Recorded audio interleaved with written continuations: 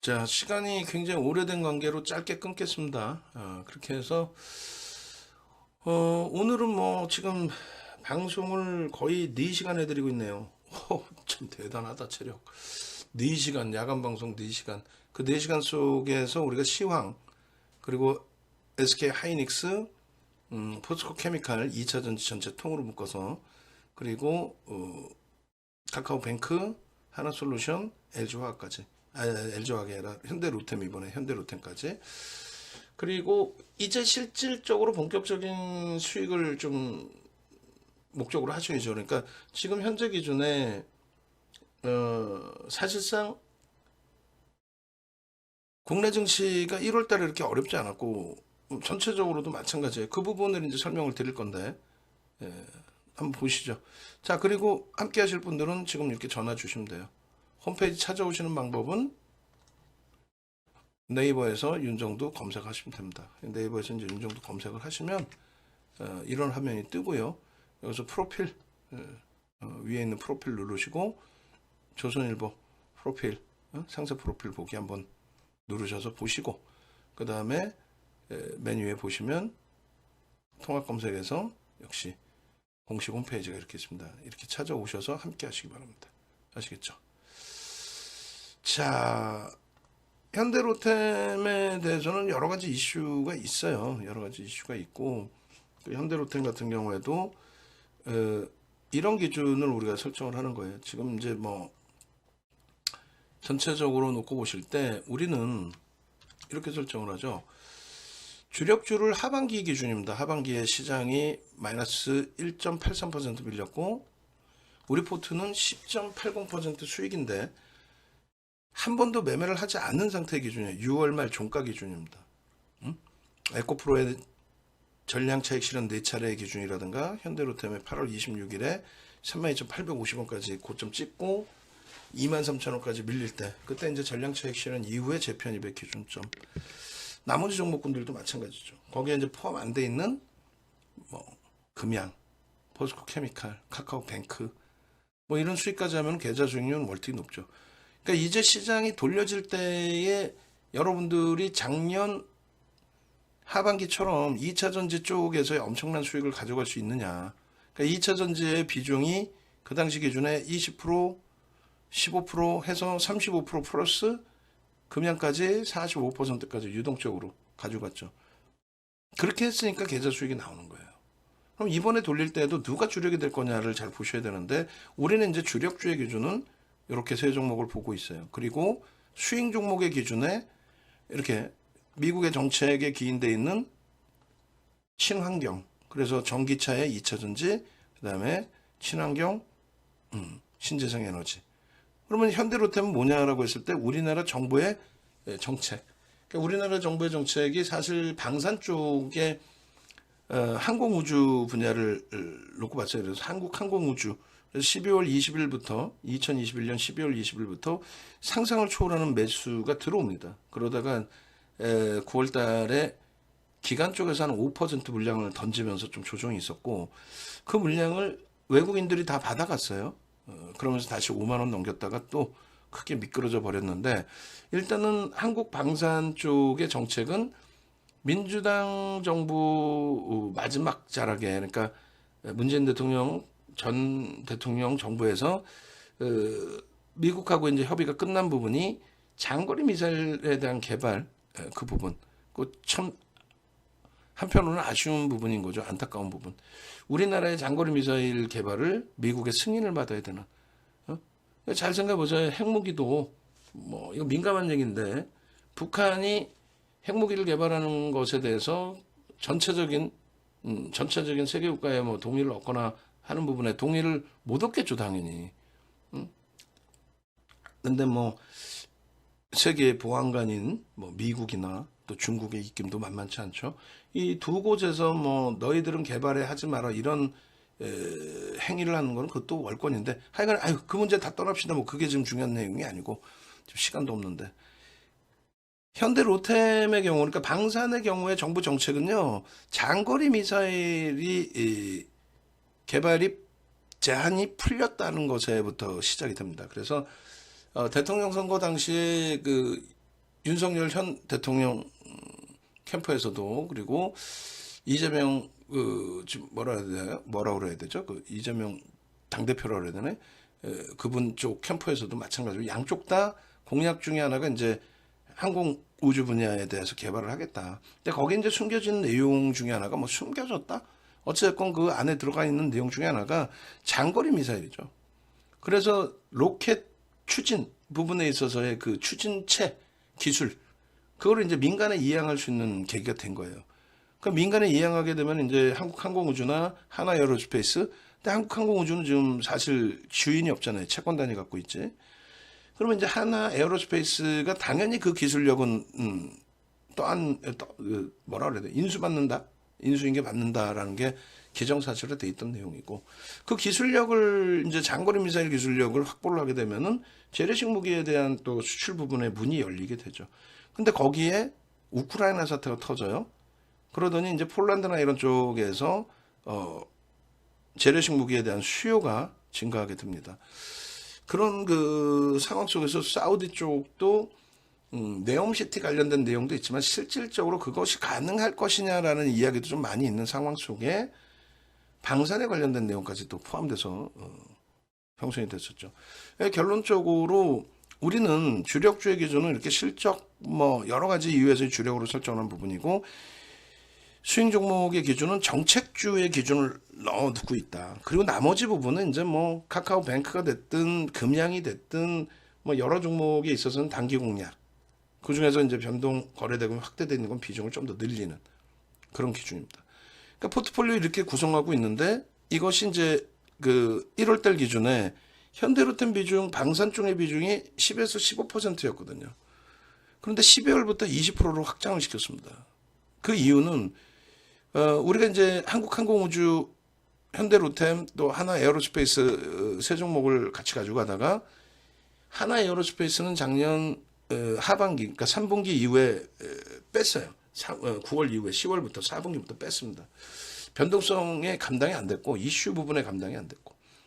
그러니까 이제 한국항공우주와 현대로템 중에 한국항공우주 위주로 보다가, 현대로템의 11월 23일 이후에 11월 17일이에요. 17일 이후에 엄청난 수급이 유입이 됩니다.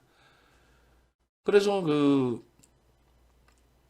단기 변동성을 목적으로 하는 사모펀드 쪽이 11월 17일부터 해서 한 4%가 들어오고요. 11월 23일부터 해서 지금은 이제 순위가 밀렸지만은 아주 짧은 구간에 11월 23일 이후에 짧은 구간에 5% 편입의 물량이 들어옵니다. 물론 앞부분까지 하면 누적 수급이 굉장해요. 근데 이제 그거만 일단 놓고 봤을 때. 결론적으로 현대로템이 1월 달에 지금 조정이 굉장히 깊어요. 그래서 방안에서도 현대로템 또 한국항공우주 뭐 10% 이탈되면 손절을 해야 되나요? 이렇게 질문까지 나올 정도로. 그러니까 이번 그 시장이 12월 달의 지수 조정과 1월 달 추가적인 조정이 굉장히 좀 패닉 상태에 빠지겠죠. 실질 시장은 9월 말 10월 저점을 안 깼어요. 근데 그때 그 흐름을 이겨내셨던 분들도 이번 조정에서는 감당을 못 하시는 거예요.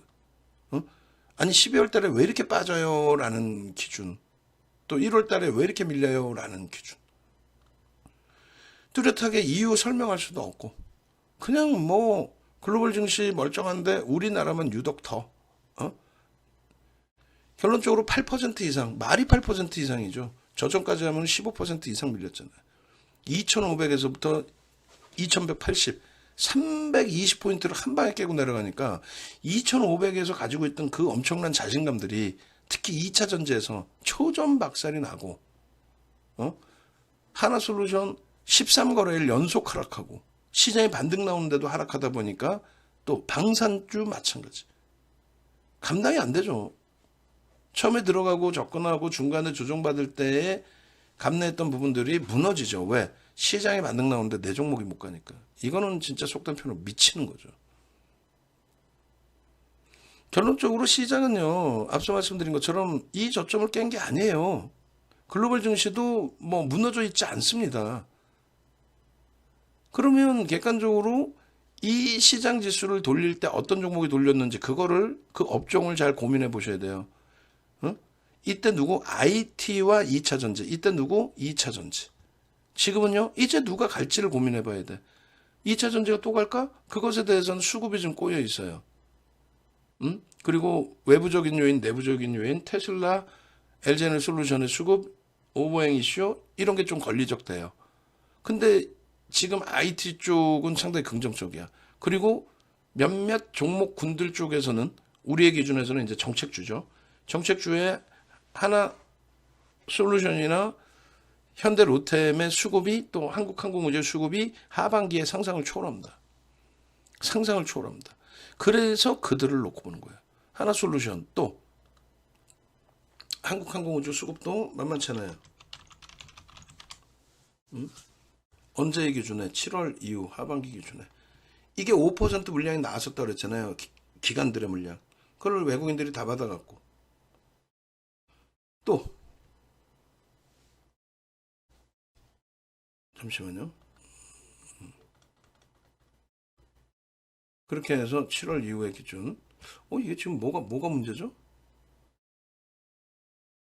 12월 그리고 왜 1월 달께 지금 주봉에 지금 HTS가 문제인 것 같아 얘네가 지금 여기서 나오는데 아까도 그래갖고 좀 이상한 흐름이 있었는데 일봉에서는 다 나오죠. 그래갖고 일본 기준에서 이렇게까지 무너져 버렸단 말이에요. 이게 못 견디는 거는 지수가 반등이 나오는데 미끄러지니까 미쳐버리는 거예요. 솔직히 속된 표현으로 이렇게 표현하면 안 되지만 결국은 고점에서 5%판 거 요 기준이에요. 한국항공우주도 기관들이 5%판 거 외국인들이 다 사갔단 말이에요.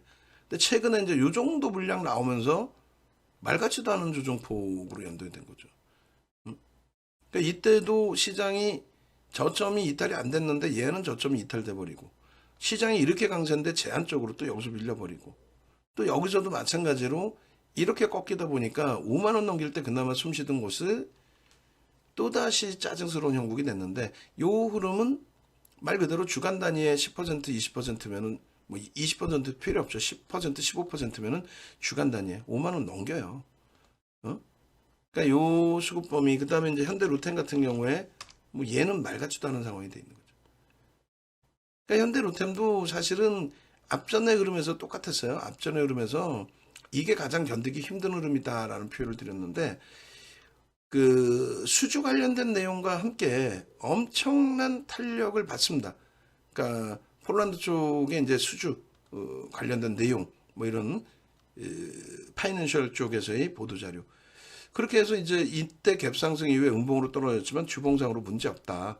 그 시장 무너지면서 동반적인 조정이 나왔었어요. 그렇죠? 그 시장이 이렇게 바닥을 다지고 있는데 얘만 바닥이 또 이탈이 되는 흐름들. 또 제한적으로 눌려져 있는데 얘만 또 여기서 깨지는 흐름들. 말이 그렇지 이 당시로 땡겨서 보시면 이게 감당하기 힘듭니다. 감당하기 힘들어. 처음부터 같이 연동되든가. 처음부터 같이 연동되든가.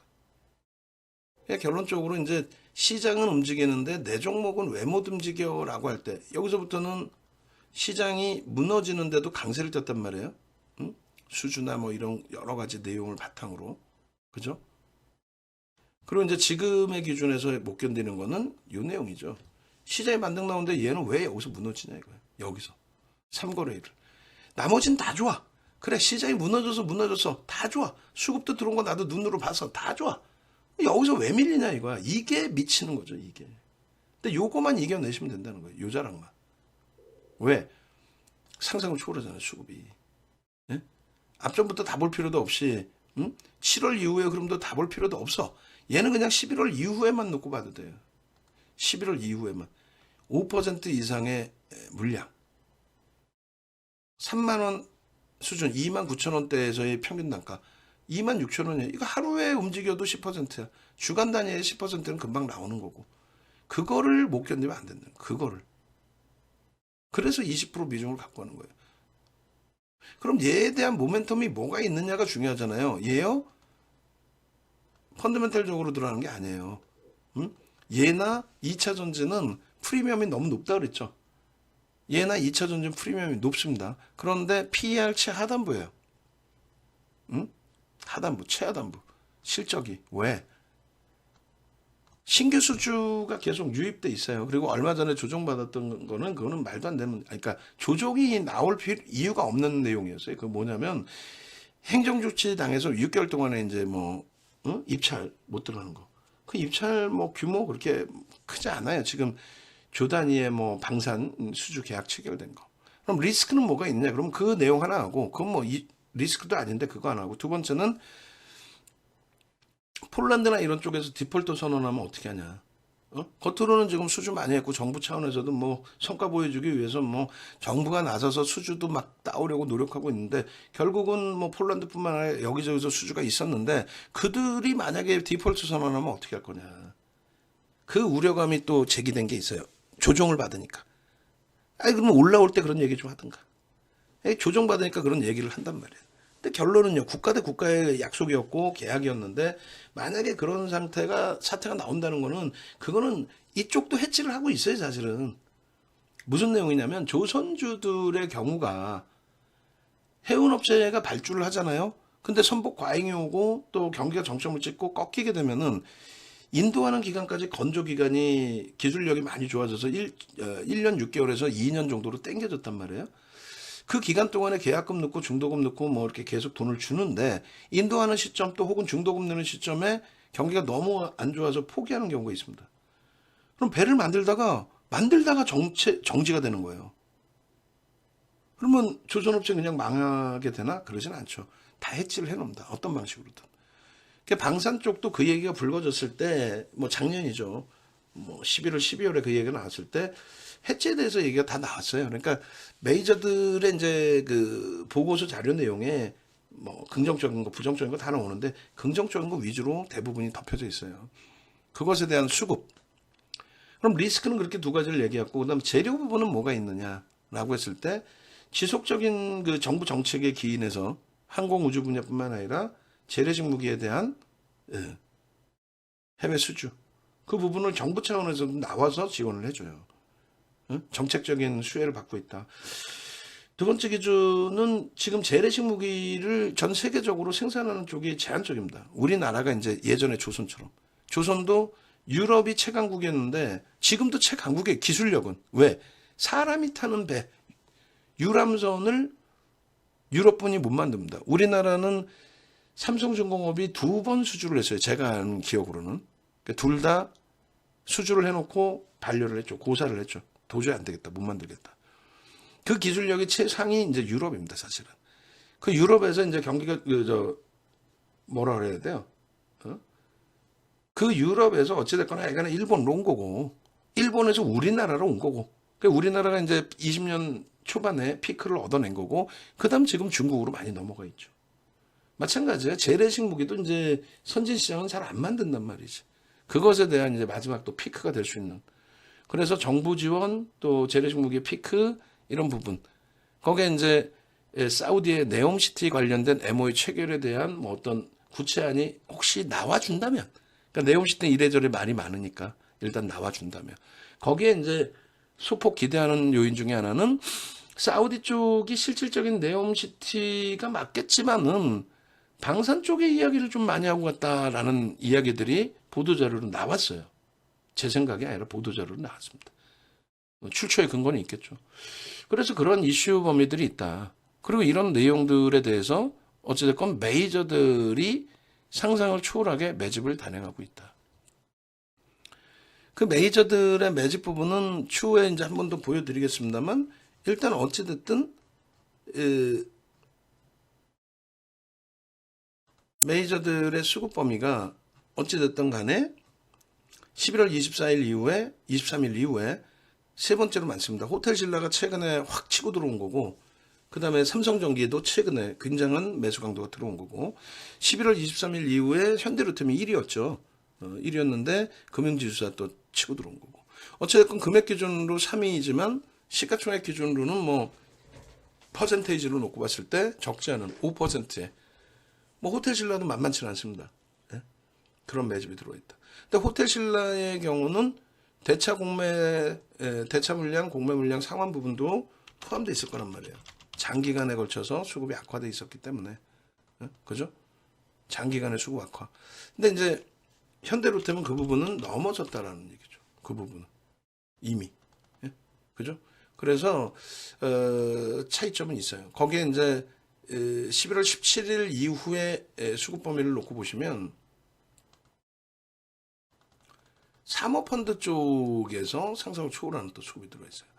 1억 900만 주짜리잖아요. 4%의 물량이 들어있어요. 4%에 가까운. 4%에 가까운. 오히려 이게 리스크가 될 수는 있습니다. 사모펀드가 많이 샀기 때문에 다른 쪽이 안 살 수 있어요. 야, 니들 많이 샀냐? 니들 손절할 때까지는 안 팔아. 그럴 수도 있어요. 근데 그거는 이제 소형주급이고, 이쪽은 사모펀드가 샀던 말든 펀드멘탈을 가지고 있으니까, 그러니까 모멘텀을 갖고 있으니까. 저평가 상태는 아니고 모멘텀을 갖고 있으니까. 그래서 그런 맥락에서 우리는 비중을 20%까지 확대를 해놓은 상태다. 언제? 12월 달에. 12월 달에 확대를 해놓고 지금 사실상 12월 달 대비해서 많이 무너졌어요. 많이 무너져 있습니다. 그렇지만 이거는 얼마든지 돌릴 수 있는 위치로 해서 그럽니다. 네? 그러니까 이런 내용들을 뻔히 듣고 아시고 계시면서도 나는 흔들려요 하시는 분들, 그런 분들이 같이 움직이시란 말이에요. 어떻게? 네이버에서 윤정도 검색해서 홈페이지 찾아오셔서 여력이 되시는 분들은 VVIP 방으로 오셔서 함께 장중 내내 설명 듣고 대처하고 그렇게 해서 수익을 내셔야죠. 수익이 목적 아니에요. 수익이 목적이시죠. 밑으로 전화하십시오.